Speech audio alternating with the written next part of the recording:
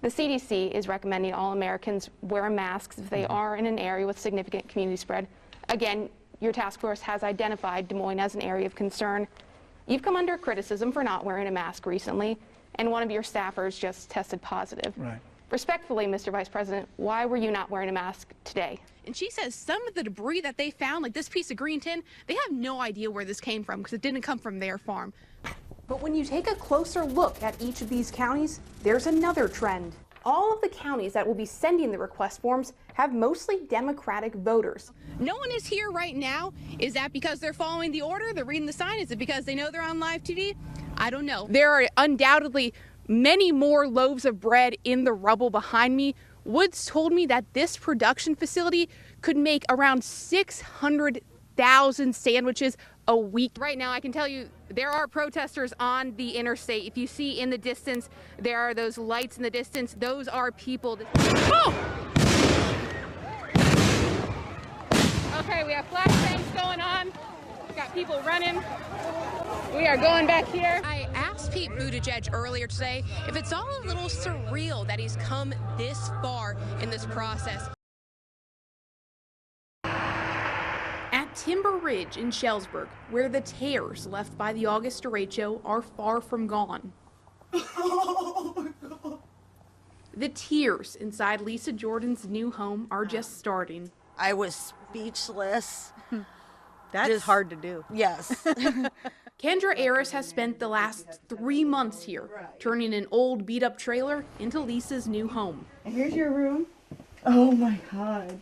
Lisa got the keys Wednesday. Oh, that's incredible. Oh, you're so welcome. Before the derecho, Kendra and Lisa were strangers. You're not gonna have to buy groceries for a minute.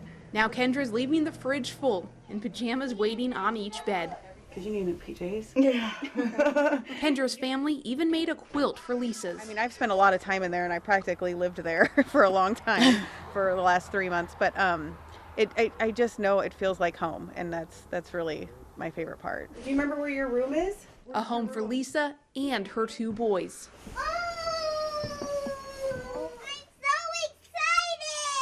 I wanted to do everything I possibly could to be a good mom and put a smile on their face because they deserve it. Now they'll all get to spend Christmas at home, their own home. Presents are already waiting under the tree. It's going to be incredible. It's definitely a dream come true after what has happened. After everything we've been through, this is home sweet home. Yeah.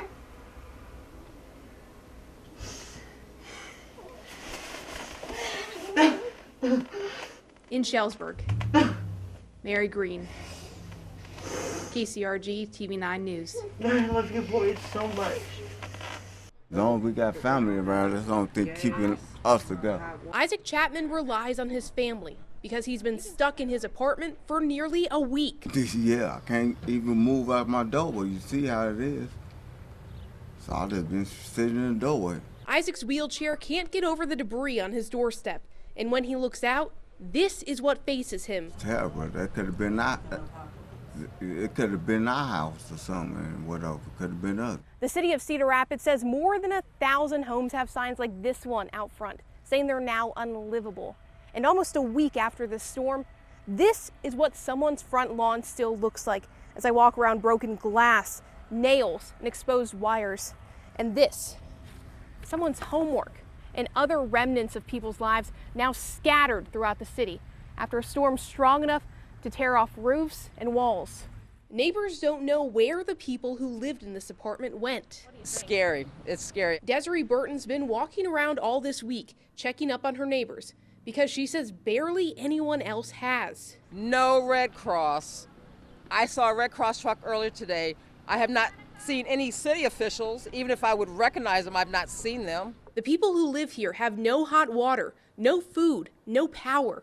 Burton says they haven't just been left in the dark, but they feel abandoned, forgotten in Southwest Cedar Rapids. Where are the big city people?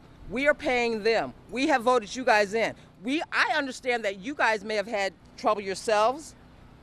We are the little people. And the littlest of the little people. Would you like a hot dog or a hamburger? Turning to this group of strangers from Fairfax for a hot meal. They were here cooking on Saturday and came back Sunday. Residents here at Westdale Court Apartments said until they showed up to help, no one else did. And I guess it's very, disappointing. We have so many resources out there, and when other people have a huge disaster, everybody's there right away, and it's just taken forever to get anyone here. Joining them Sunday were more strangers with supplies and these roofing crews all the way from Texas. Isaac Chapman says they're the first people to make repairs besides a maintenance worker who boarded up his busted front window. And until more help shows up, he has no other choice but to wait. I guess this is how the government feel about us. Basically, giving us the middle finger. They really don't give a damn about us. They really don't. In Cedar Rapids, Mary Green, KCRG TV9 News. It took moving to Rose Haven Nursing Home for Wayne Schwarting to get his first tattoo. One there. And I got one there. And a second.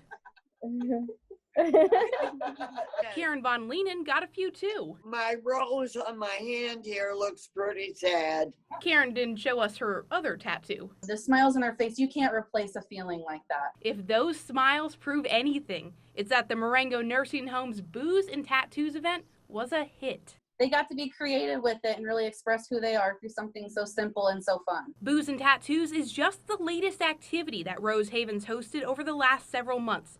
There was the homecoming court a few weeks ago and the rolling photo booth before that. We have been in our rooms quite a bit because of the pandemic, so we were trying to think of things that we could take to the residents and create a really fun time and, make smiles. Rose Haven staff says they just want to keep spirits up, especially at a time when residents might be feeling lonely. We can't replace that love and connection with their family and those memories that they have with their family, but we can supplement it and do our best to make sure that their mental health and emotional well-being is positive while they're here. It just brings you back to, why did we get into this profession that we did? It's because to see their smiles and their laughter. Karen has a lot of that to offer. In her own words, she doesn't want to be a bump on a log. I made up my mind. I'm gonna have fun for whatever time I have left. As for Wayne, I've got to have a little fun once in a while. There's another incentive. Which is you can't have a drink if you don't have a tattoo. Okay, I'll have 2 tattoos. In Marengo, Mary Green, KCRG TV9 News.